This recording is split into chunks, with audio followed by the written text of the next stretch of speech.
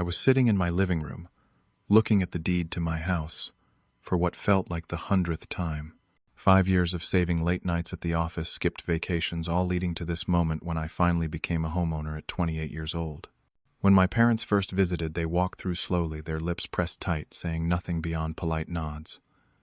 My older brother Derek never even bothered to show up and congratulate me. There was something off about the way my parents looked at each other that day, but I convinced myself it was just normal parental worry. I had no idea that dinner invitation 3 weeks later would turn my life upside down. Before I tell you what happened at that dinner, I would love to know where you are watching this from. Drop your location in the comments below. If you have ever dealt with family pressure or manipulation, hit that like button so I know I am not alone in this. And please subscribe, because this story gets a whole lot worse before it gets better. Trust me, you will want to hear how this ends. Growing up, Derek and I could not have been more different. He was 4 years older, and from the time we were kids, he always got the benefit of the doubt. When Derek failed a class, it was because the teacher did not understand him. When I struggled, I needed to try harder. When Derek wrecked his first car at 18, my parents bought him another one 6 months later. When I turned 18, I got a used bicycle and a pat on the back. Derek is 32 now, already been through a divorce, bounced between jobs more times than I can count, and for the past 2 years he has been living back at home with our parents. Meanwhile, I worked my way through college, got my degree in software engineering, and spent 5 years at the same company, climbing the ladder and banking every spare dollar I could. I remember one incident from when we were kids that should have told me everything I needed to know. Derek had thrown a baseball through our neighbor's car window. It was clearly him. Everyone saw it happen. But when the neighbor came knocking, my parents pulled me aside and asked me to take the blame. They said Derek could not afford to have something like that on his record, that he had a future to think about. I was 12 years old. I refused, and I spent 2 weeks grounded in my room, while Derek walked around free as a bird. 3 weeks after I closed on my house, my mom called and invited me over for dinner. Her voice sounded strained, like she was reading from a script. I should have known something was wrong right then, but I figured maybe they wanted to finally celebrate with me properly. When I arrived that evening, the atmosphere was thick with tension. Mom had made pot roast, which used to be my favorite, but she barely looked at me as she set the table. Derek sat in the corner of the dining room, staring at his phone, refusing to make eye contact. Dad kept clearing his throat like he was about to say something important, but kept stopping himself. We ate in near silence. Every time I tried to start a conversation, I got one-word answers. Finally, after the plates were cleared, Dad stood up and gestured for me to follow him into the living room. Mom and Derek stayed behind, and I could hear them whispering as we walked away. Dad sat down in his old recliner, the one he had owned since before I was born, and folded his hands in his lap. He looked tired, older than I remembered. He started slowly telling me that Derek was going through a really tough time. He had just lost his 3rd job this year, something about showing up late too many times. He was drowning in debt from the divorce, and his credit was so bad that no landlord would rent to him. Dad said Derek needed stability, a foundation to rebuild his life. Then he said the words that made my blood run cold. "We think it would be best if you signed the house over to Derek. He needs it more than you do." I sat there stunned, convinced I had misheard him. I asked him to repeat himself, and he did slower this time, like I was a child who needed things, explained carefully. He said I was young and successful, that I could always buy another house down the line. Derek was older, running out of time, running out of options. This was his last chance, and as his brother, I should want to help him. I took a deep breath and tried to stay calm. I explained that I had worked 5 years for this house. I had sacrificed weekends, nights, relationships, everything to save up that down payment. This was not just property to me. It was my security, my future, the first thing I had ever truly owned. I told Dad I loved Derek, but I could not just give away something I had worked so hard for. That was when Mom came into the room. Her eyes were red, like she had been crying, and her voice shook when she spoke. "Family should help family, Graham. Are you really going to turn your back on your brother? Are you really that selfish? I turned to look for Derek, hoping he would say something, anything to back me up, or at least explain that this was not what he wanted. But he just sat there in the hallway, leaning against the wall, looking down at the floor. I asked him directly, "Is this what you want, Derek?" He shrugged. Just shrugged like we were talking about what to have for dinner. Dad stood up, his face turning red. "We raised you better than this, Graham. This is selfishness, plain and simple. You are spitting on everything we taught you about loyalty and love." I felt my chest tighten. I told them as calmly as I could that I was not signing over my house. I loved them. I loved Derek, but this was not fair, and it was not right. The room went ice cold. Mom turned away from me. Dad told me I should leave. Derek finally looked up, and for just a second I saw something in his eyes. Guilt, maybe. Or relief that he did not have to be the one to ask. I drove home that night with my hands shaking on the steering wheel. I kept replaying the conversation in my head, wondering if I was the crazy one. Was I selfish? Should I have just said yes? I barely slept that night, staring at the ceiling, questioning everything I thought I knew about my family. The next 2 weeks were a nightmare. My phone would not stop buzzing. Texts from Mom, long paragraphs about sacrifice and family values, about how disappointed she was in me. Calls from Dad, his voice cold and clipped, saying that if I did not reconsider, I was choosing to destroy this family. Then the extended family started getting involved. My aunt called saying she heard I was refusing to help Derek in his time of need. My uncle sent me a text, calling me heartless. Even my grandmother, who I had always been close to, left me a voicemail saying she did not raise me to be so hard-hearted. Every single one of them had heard the same story. Derek needed help. Graham refused because he was selfish. Nobody asked for my side. Nobody wanted to hear that I had worked myself to exhaustion for 5 years to afford this house, or that I was being asked to hand it over like it meant nothing. I tried explaining to a few of them, but it did not matter. They had already made up their minds. One of my cousins called and screamed at me for 10 minutes straight. "Your parents sacrificed everything for you two. How dare you refuse to help your brother? You are a disgrace." I started to feel insane. Like maybe I was wrong, like maybe I really was the villain in this story. I stopped answering my phone. I stopped checking my messages. I went to work, came home, locked the door, and sat in the silence of my house. The house I was now terrified of losing. Then, about a month after that awful dinner, I got an email that made my heart stop. It was from a law firm I had never heard of, with the subject line, "Property Transfer Confirmation." I opened it with shaking hands. The email thanked me for submitting the signed documents to transfer ownership of my property to Derek Morrison. It included a case number and a date for finalization. I could not breathe. I never signed anything. I never contacted any law firm. This had to be a mistake. I called the number listed in the email immediately, my voice shaking as I explained that I had not authorized any transfer. The woman on the other end sounded confused. She put me on hold, came back a few minutes later, and told me that they had received notarized documents with my signature requesting the transfer. She offered to email me a scanned copy. When the attachment came through, I felt like I was going to be sick. There was my name, my address, my signature, all on an official-looking document requesting that my house be transferred to my brother. Except I had never seen this document before in my life. The signature looked almost exactly like mine, close enough that if I had not known better, I might have believed I signed it myself. And there at the bottom was a notary stamp and signature certifying that I had appeared in person to sign. I saved the file and immediately drove to the notary office listed on the document. My hands were still shaking when I walked in. I showed the notary the document, and she looked at it carefully, her face growing more serious with each passing second. She finally looked up at me and said, "I never notarized this. This is not my signature either. Somebody forged this entire document, including my notary seal." I felt the room spinning.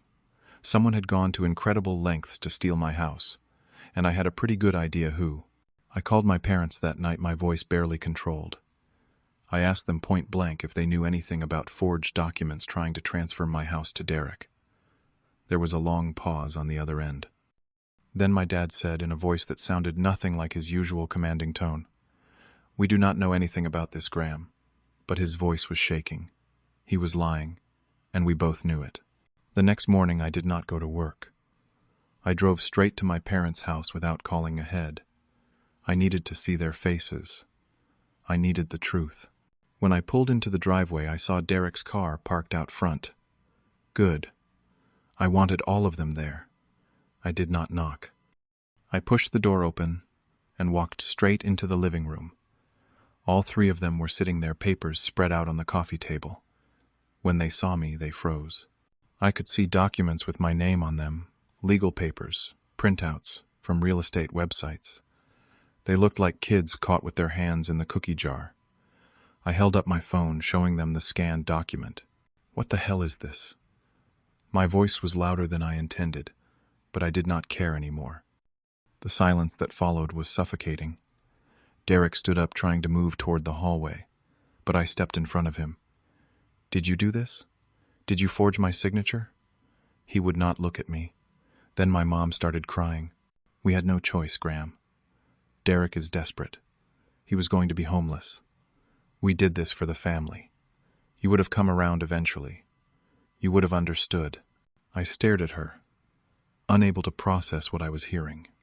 My own mother had just admitted to trying to steal my house. My dad stood up, his face red. "We did what we thought was right. You were being stubborn and selfish. We were trying to help your brother. This was for everyone's good." I felt something break inside me. This was not love. This was not family. This was betrayal, pure and simple. I turned to Derek, who finally looked up at me. "Well, are you going to say anything?"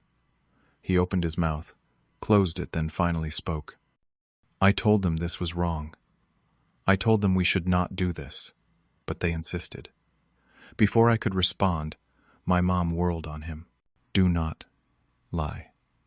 Derek, this was your idea from the start. You came to us crying about losing everything, begging us to help you get the house. And just like that, they started turning on each other. Dad yelling at Mom yelling at Derek, Derek trying to defend himself, while simultaneously throwing both of them under the bus. I just stood there watching my family implode. Finally, Derek admitted it.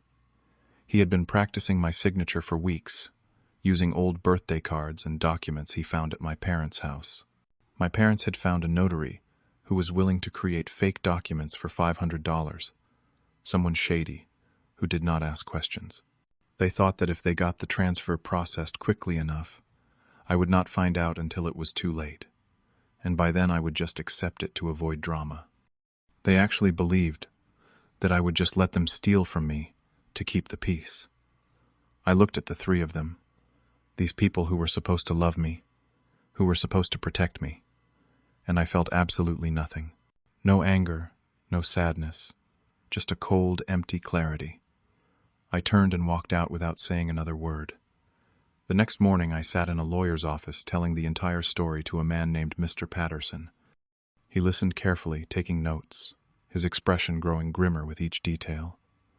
When I finished, he set down his pen and looked me straight in the eye. "This is fraud, identity theft, and forgery. These are serious federal crimes, Graham. If you pursue this, your parents and your brother could face jail time." I nodded. I understood. He leaned back in his chair and asked me if I was sure I wanted to do this, because once we started, there was no going back. "This will destroy your relationship with your family permanently." I thought about that for a long moment. Then I said, "They destroyed it the moment they tried to steal from me, Mr." Patterson nodded and started preparing the paperwork. I gave him everything I had. The forged documents, the emails from the law firm, screenshots of the texts and voicemails from my family pressuring me, and most importantly, the recording. I had turned on my phone's voice recorder during that confrontation at my parents' house, and I had captured every word. Derek admitting to forging my signature, my parents admitting to hiring a crooked notary, all of it crystal clear. Within a week, the police were involved. They showed up at my parents' house with a search warrant. I was not there, but my mom called me 17 times that day, her voicemails growing increasingly frantic. They found everything. The practice sheets where Derek had been copying my signature, the receipt from the notary, draft versions of the forged documents, text messages between my parents and Derek discussing the plan. It was all there, and it was damning. Derek, my dad, and my mom were all arrested and charged with fraud, forgery, and attempted grand theft. The news spread through the family like wildfire. Some relatives called to apologize, saying they had not known the full story, and they were horrified by what my parents had done. But others were furious with me. My Aunt Susan called me screaming. "How could you send your own parents to jail? What kind of son does that? You are tearing this family apart." I listened to her rant for a few minutes. Then I calmly told her I did not send them anywhere. They sent themselves by breaking the law. She hung up on me. The bail for all three of them combined was set at $25,000. None of them had that kind of money. My dad had always lived paycheck to paycheck despite his big talk. My mom had not worked in years. Derek was, as established, completely broke. So they sat in jail waiting for their court date. And that was when the calls really started. 3 days after they were arrested, I got a call from the county jail. It was my mom, her voice so broken and small that I almost did not recognize it. "Graham, please. We made a mistake. We are your parents. You cannot leave us in here." She was crying so hard she could barely get the words out. She begged me to post bail to drop the charges to forgive them. "We will lose everything. Our house, our reputation, our lives.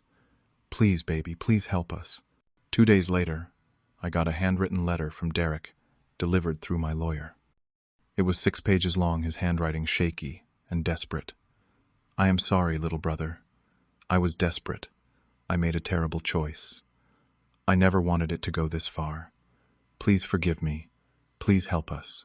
I know I do not deserve it, but I am begging you." Then my dad called. The man who had always been so strong, so commanding, sounded tiny over the phone. "Son, I am begging you. We are family. You cannot do this to us. Family forgives. Family helps each other. Please." The entire extended family joined in. My grandmother called every single day, her voice shaking with age and desperation, telling me I had to forgive them, that this was what families did. My aunt, the same one who had called me selfish weeks earlier now, called crying, saying I was ruining everyone's lives. My uncle offered to pay me $10,000 if I would just drop the charges. The pressure was immense. There were moments late at night when I almost broke, almost called Mr. Patterson and told him I wanted to stop. But then I would remember. I would remember the forged signature. I would remember my mother's words when she admitted what they had done. I would remember the way they all turned on me, pressured me, tried to manipulate me into giving up everything I had worked for. And I would remember that if they had succeeded, if I had not caught them, I would have lost my home, and they would have never told me the truth. Mr. Patterson called me one night and said, "Graham, they are trying to manipulate you again. This is what abusers do. They push you to the edge, and when there are consequences, they play the victim and beg for mercy. Do not fall for it. You did nothing wrong." I needed to hear that. 2 months after their arrest, the case went to trial. It was not long or dramatic like you see on television. The evidence was overwhelming. The prosecutor presented the forged documents, played the recording I had made, and brought in the shady notary, who had already taken a plea deal, and testified against my family in exchange for a lighter sentence. My parents and Derek had no defense. Their own words condemned them. Derek pleaded guilty and was sentenced to 3 years probation and 300 hours of community service. My parents took a plea deal as well, receiving 2 years probation, each 300 hours of community service, and a $10,000 fine that they would probably never be able to pay. The judge looked at them and said, "You betrayed the trust of your own son. You tried to steal his home, his security, his future. You are fortunate he is not pursuing harsher penalties." I sat in the courtroom that day watching them stand before the judge, and I did not feel victorious. I did not feel happy or relieved, or satisfied. I just felt empty, tired. But also, for the first time in months, I felt safe. They could not hurt me anymore. They could not take anything else from me. 6 months after the trial ended, I was still living in my house. At first, every corner reminded me of what had happened. I would walk into the kitchen and remember the phone call where my mom cried. I would sit in the living room and think about the night I confronted them. For a while, I considered selling the place and starting fresh somewhere else. But then I realized that would mean they won. They would have succeeded in taking my home from me, just in a different way. So I stayed. I started going to therapy. My counselor, a patient woman named Dr. Hernandez, helped me work through the anger, the guilt, the confusion. She helped me understand that setting boundaries was not selfish. She told me something I will never forget. Protecting yourself is not cruelty. It is survival. And you have every right to survive. Slowly, I started to feel like myself again. I reconnected with friends I had been neglecting. One of my coworkers, a guy named Marcus, invited me to go hiking one weekend. Then we went fishing. Then rock climbing. I started doing things I had never had time for because I had spent so much of my life trying to please my family and meet their expectations. I realized I had spent years trying to earn love that was always going to be conditional. My parents loved me, sure, but only when I did what they wanted, only when I made their lives easier. That was not real love. Real love does not ask you to destroy yourself for someone else's benefit. My parents completed their community service. Derek finished his probation. I know this because my grandmother told me, still hoping I would reach out to them. They sent me letters a few times over the months that followed. Long rambling apologies, promises that they had changed, requests to meet and talk things through. I read each one, but I never responded. It was not because I hated them. I did not. But I knew that letting them back into my life would mean opening myself up to more manipulation, more guilt, more demands. And I had worked too hard to build my peace, to let them destroy it again. About a year after everything happened, I met someone. Her name is Sarah, and she is kind and honest, and everything I did not know I needed. On our third date, I told her the whole story. I figured if it scared her away, better to know sooner rather than later. But she did not run. She listened, held my hand, and told me I had done the right thing. She said, anyone who tries to steal from you does not love you. They love what they think they can take. I knew right then that I wanted her in my life. Now, almost 2 years later, I am still in my house. I got a promotion at work. Sarah and I are talking about moving in together, maybe getting a dog. My parents and Derek are out there somewhere living their lives, but they are not part of mine anymore. Some of my relatives still do not speak to me. Others have quietly reached out to apologize and admit they were wrong. I have accepted some of those apologies. Others I have not. I get to decide who deserves access to my life now. I sat on my porch last week watching the sun set over the neighborhood, and I thought about everything that had happened. Family is supposed to be your foundation, the people who build you up and keep you safe. But sometimes they can be your biggest threat. I learned that love without respect is not love at all. I learned that blood does not give someone the right to hurt you, manipulate you, or steal from you. And I learned that sometimes the most loving thing you can do for yourself is to walk away. I do not regret pressing charges. I do not regret protecting myself. My parents and Derek made their choices, and they faced the consequences. I did not send them to jail. Their actions did. Some people will tell you that family comes first, no matter what. But I learned that you come first. Your peace, your safety, your future. You cannot set yourself on fire to keep someone else warm, even if they are family. This house is still mine. Every room, every wall, every inch of it represents the hours I worked, the dollars I saved, the dreams I built. And no one, not even family, can take that away from me anymore. If you are dealing with family members who do not respect your boundaries, remember this: you are not responsible for their choices. You are only responsible for protecting yourself, and that is not selfish. That is survival. You deserve to be safe. You deserve to be respected, and you deserve to keep what you have earned. Have you ever had to set boundaries with family members who demanded too much? Have you ever been pressured to give up something important to keep the peace? I would love to hear your story in the comments below. Your experience might help someone else who is going through the same thing. If this story resonated with you, please hit that like button. Share this video with anyone who might need to hear it. And subscribe to this channel because I will keep sharing real stories about real struggles and real courage. Thank you for listening to my story. I hope it helps you find the strength to protect your own peace. Take care of yourselves out there, and remember you are worth fighting for.